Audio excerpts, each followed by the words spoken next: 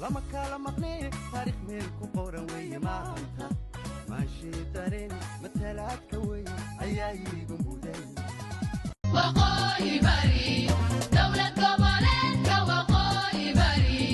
waa wadnihii isku xidhka waddankeena waa wadnihii wadajirka ummaddeena waa wadnihii isku xidhka waddankeena waa wadnihii wadajirka ummaddeena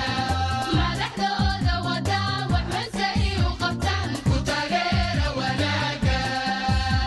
waqooyi bari madaxdooda wadaa wax manse iu qabtaan ku taageera wanaaga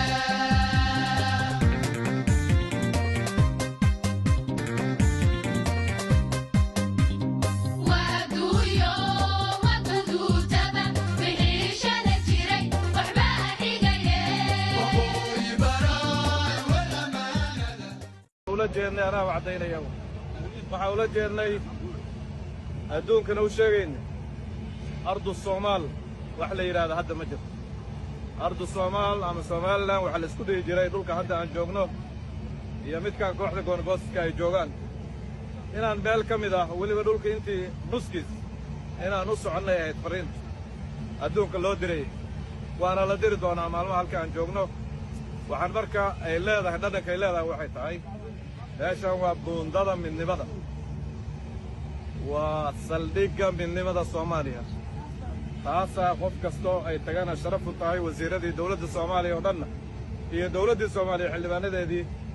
iyo ummaddii soomaaliyeedba indhaheedii iyo joogitaankoodiiba halkaanay joogaan maalmahan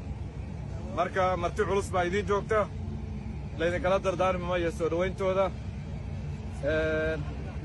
waxaana idinkaana runtii sababay dadka deegaankan baa sababay in intaasoo soomaaliya la martigeliyo ayadoon wax cabsiyo jirin cid laga cabsanaya ilaahay baa laga cabsanaya keliya marka aad iyo aad baan u mahadsantihiin